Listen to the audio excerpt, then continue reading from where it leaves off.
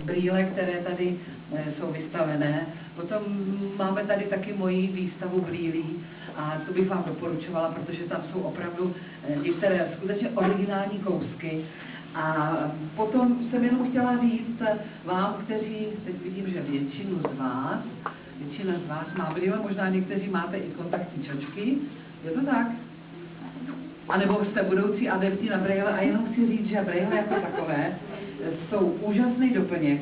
Já jsem si myslela, že to je doplněk, ale dneska vím už po zkušenostech, že to vlastně to podstatné, co patří ke mně, protože nebejt brýlí, tak já bych nebyla. Já když sundám brýle, tak jako když odejdu.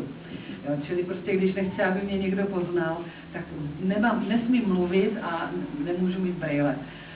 Kdysi se taky říkalo, no helejte se, tak teďka je film a když přijde televize, tak do biografu nikdo chodit nebude. Není to pravda. Samozřejmě, že pokrok jde pořád dopředu. Jsou brýle, přišly kontaktní čočky, dneska se používají kontaktní čočky a brýle jako doplněk a jako vkusný doplněk každé ženy, každého muže je prostě něco úžasného a dneska máte takové možnosti. Jak když si vzpomenu na mých začátky, jak jsem kupovala velký brýle, protože na to jsem byla vysazena v drogeriích a potom můj optik mi do nich dával moje dioptrie, protože já jsem opravdu špatně viděla, tak dneska si můžete vymyslet úplně všechno.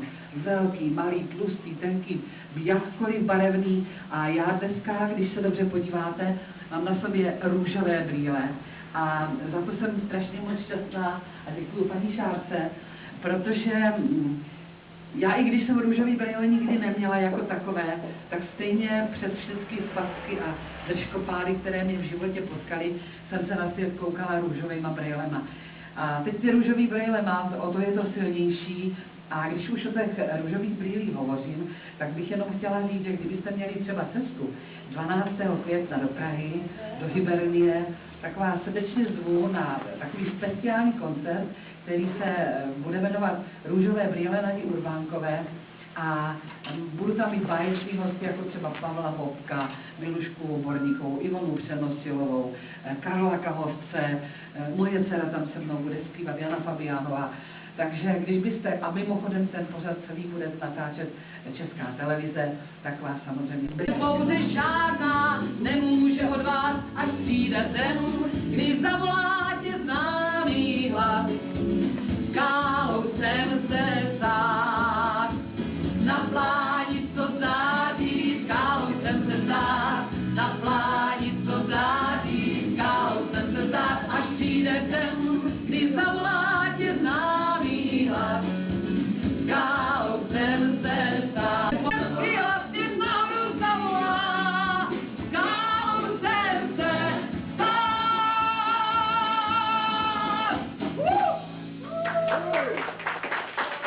Ahoj, no ať má dlouho. Teď se šanda. Teď. Tak Adelko. Něco dobrýho vyslupla, víte? No, ano. Tady kytička, nic teda nemáme. Příště, Adelko. Tak. Kdybys byl králem a mohl mi dát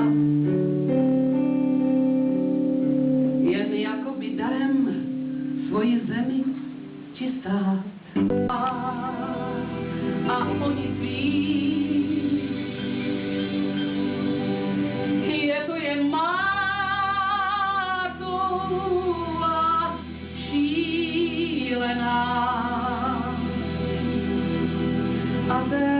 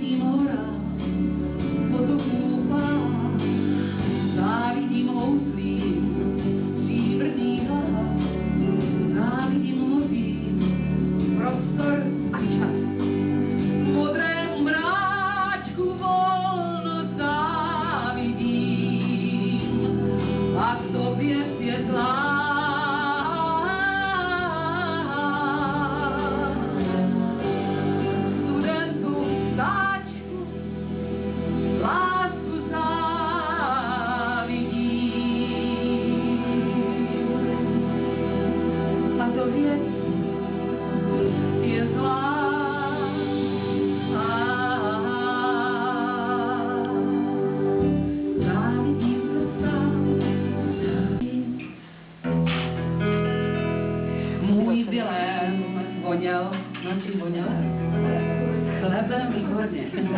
Nebe očích měl, no něco jako máte vy, pane. Tím modrým nebem mě zmát. A bohužel. A jedem. Můj Vilém peče housky a málo mě má rád. Od očíčka má housky a věčně chtěl bych spát. Já rád stojím krásně a smutná se vám mám. Jen koukejte na mě, pro mě, za mě, jak tu uvádám. Můj muž se štěstem hoší a dělá jako kap. Často tam si dá droždí, už zpívá a jde spát. Ať živno se kdo spálí, ať spálí boží dar. Mně nestačí přece oheň z pece, si mít jiný žár. Můj Vilém peče housky a málo mě má rád. Od očíčka má housky a věčně chtěl bych spát. Prý jedna svihla stačí a oheň nemá tak.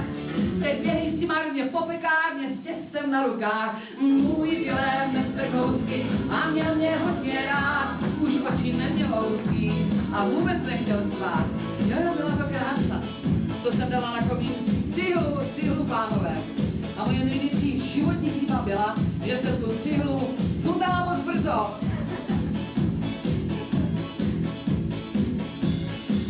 Je ráno slunce pálí, my otvíráme krám a z okolí i z dály jdou zákazníci k nám.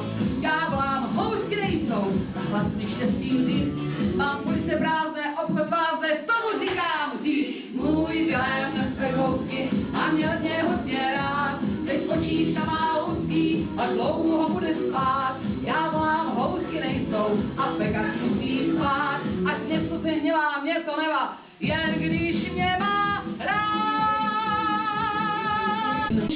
Skálou si se stát, jeden bílý kámen ke kameni dát, až přijde den, kdy zavolá mě známý hlas. Skálou si se stát, tou bílou skálou jsem se stát, svůj kámen ke kameni dát, až přijde den, kdy zavolá tě známý hlas.